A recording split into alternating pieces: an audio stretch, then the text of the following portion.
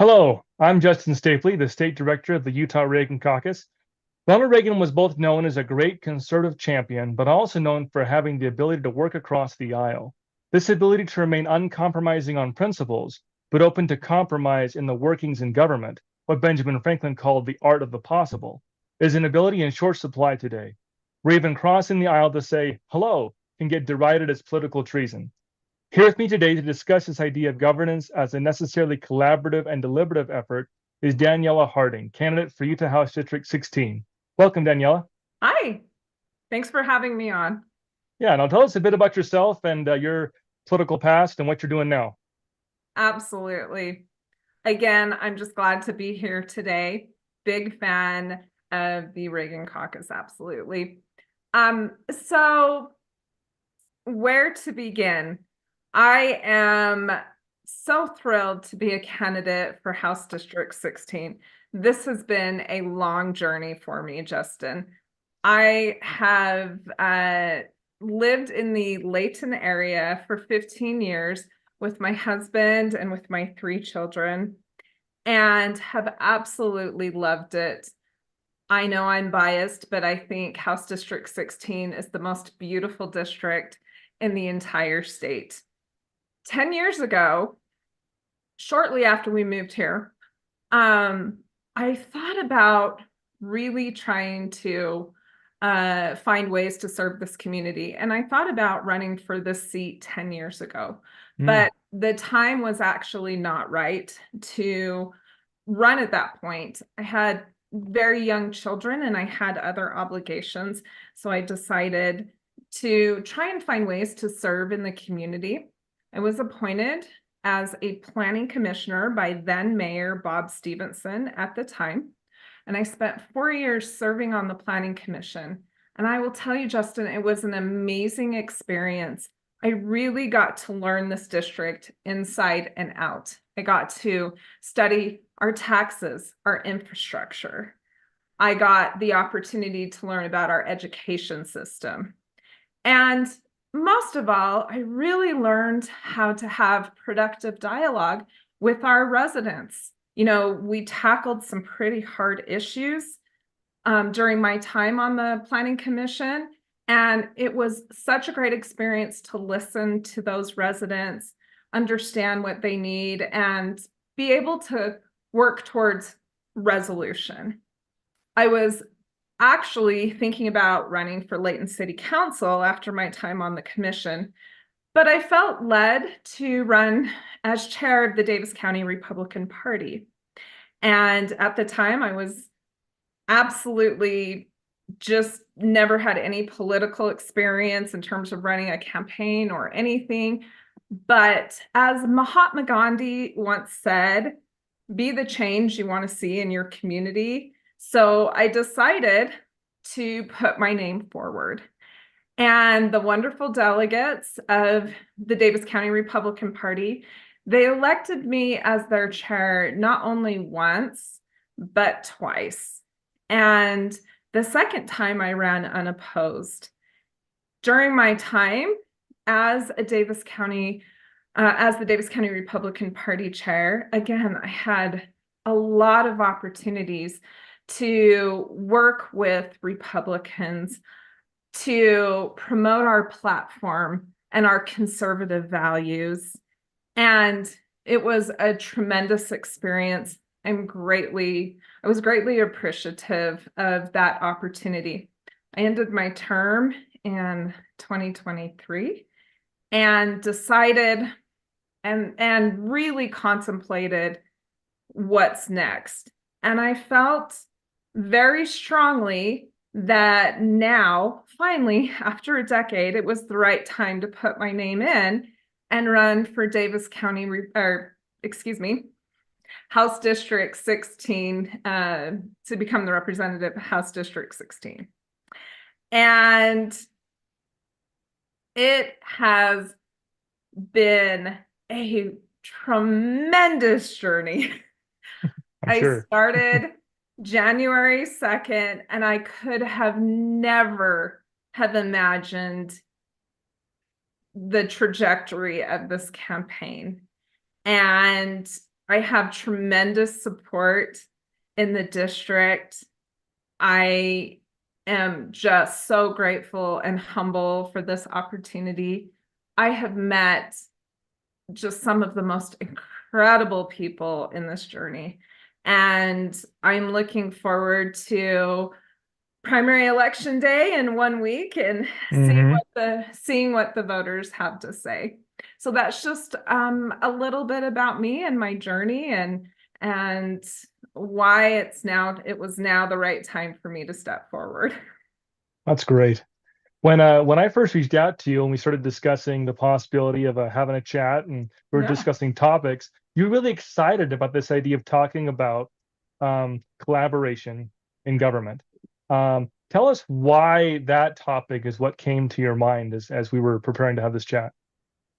Well, what's been interesting in my time in politics is we have currently in our not only national dialogue but state dialogue, local dialogue, I feel like we have a fair amount of infighting and divisiveness.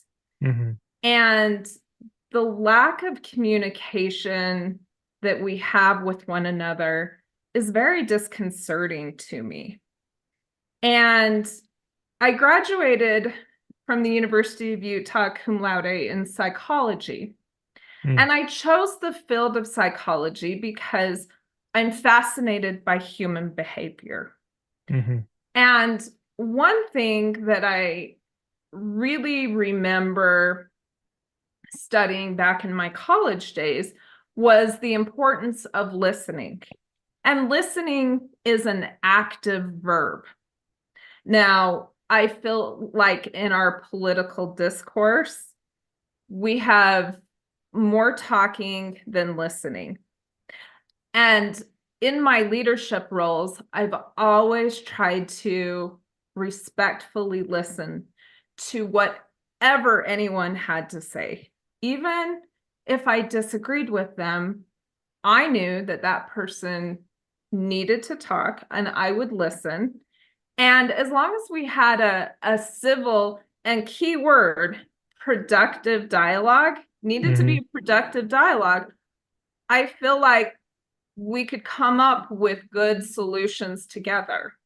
And I feel like I have become very adept at this skill. And this is a skill that I plan to take to the legislature if I am elected. Awesome. Yeah, it's I think just the other day, um, on a Twitter discussion, someone commented on a Reagan caucus post and like showed one of our endorsed candidates. I believe it was Governor Cox, kind of having a toast Mhm. with President Biden, um, and it was like this that image itself to them was just, well, that's it. I'm not going to support him. I'm done. And it's like, well, he's the president of the United States, and our governor should be gracious when hosting or being at any sort of event where the president attends, because it's respectful of the office. And it was interesting to me because I remember back when Rocky Anderson was the mayor of Salt Lake City. Um, President Bush came to visit the state. And rather than greeting him to his city, he was on the picket line protesting against the president. And a lot of the same people now who are angry when people are agreeable with people in the other aisle, they were the ones that were just as angry back then, saying, hey, how come he wasn't respecting the office of the president? Um, and we just, like you said, we need to try to get back to this place where we can be a little bit more agreeable. We can recognize, hey, Yes. they're human Yes. beings.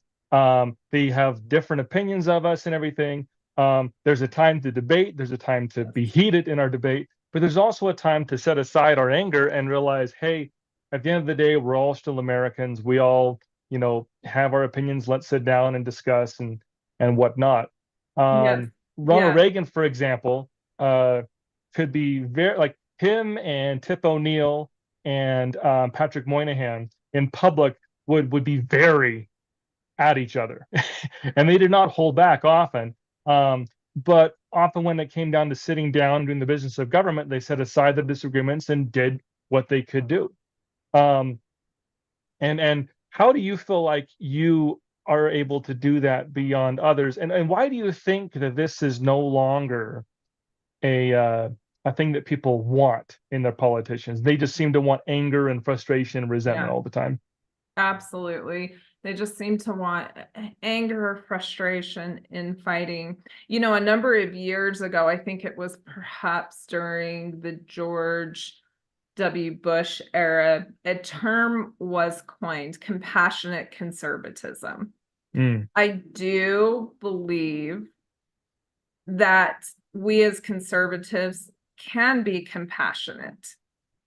We can be compassionate in our online persona, and we can be kind as well. Now, this does not equate to weakness. hmm I am very firm in my conservative values and secure in who I am. And because of that, I don't feel the need to attack others, to elevate myself. You'll see on my Twitter or Facebook or any social media that I put up, I really aim to put up positive, uplifting things. Now, I'm not afraid to tackle tough issues. hmm When we tackle those tough issues, we're going to do it together in a productive way. I'm going to have plenty of disagreements, and I've had plenty of disagreements with colleagues and with other people, but ultimately in the end, I want us both to walk away having learned from one another. mm, And I think that's what we're missing, is that opportunity to learn from each other, because we're trying so hard to be what I would term right fighters. mm. We want to be right. We want to be right. But by doing that, we're missing a huge opportunity. And so that's what I bring as a candidate. hmm That's what I bring as a resident of House District 16, and that's what I bring as a human. Because ultimately, in the end, when somebody walks away from me, I want them to say, I had a really good conversation with her. We learned from each other. And that's very important to me.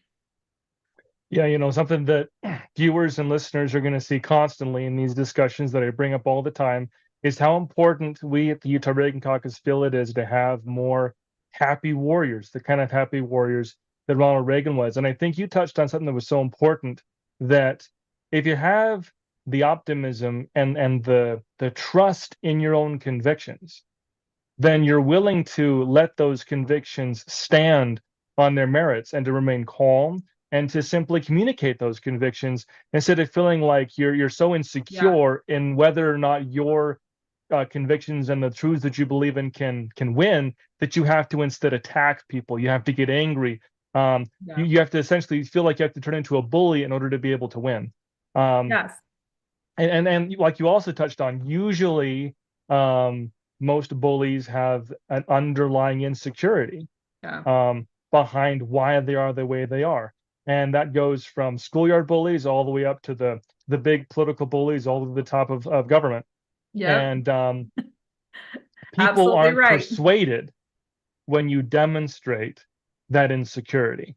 It might be red meat for those who already agree with you, but it's not the kind of stuff that got Reagan to 49 states in 1984. Which is not something else we always talk a lot about, is being a communicator and showing that Great communicator. confidence. Well, now it looks like we're just about out of time. Did you have a brief final message you want to offer to us before you finish up tonight? I mean, today. It's still afternoon. Absolutely. Well, first of all, thanks for having me on. I hmm really, truly appreciate it. You know, I have spent over a decade in service to the residents of Layton City and frankly to this House district. I know this House district inside and out. What's important to me is to have a representative who truly listens.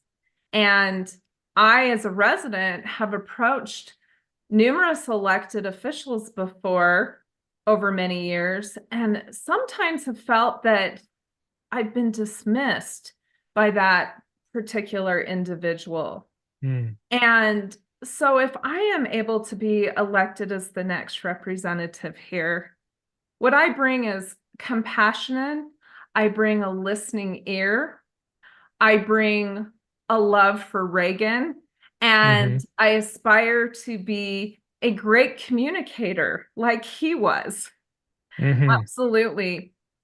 I am a proactive problem solver, and I prefer practical solutions over political theatrics. That I like is it. that is who I am. And so we, meaning my team and I, are working very, very hard to present my candidacy to this House district. And we're working day and night to contact our voters. So if you are a voter in House District 16, I would love to earn your support and vote. Please go to my website, danielaharding.com, and reach out to me, Daniela harding.com. Reach out to me, and I would love to have a conversation with you. And hopefully next week the results will be good, and I'll have the opportunity to represent these wonderful residents here in House District 16 come November. Well, So thank you so much. thank you. I think you've demonstrated why we've endorsed you. The things we're looking for are happy warriors and people who are workhorses, not show ponies, like you alluded to there at the end. So excellent, and thank you so much. Thank you, Justin.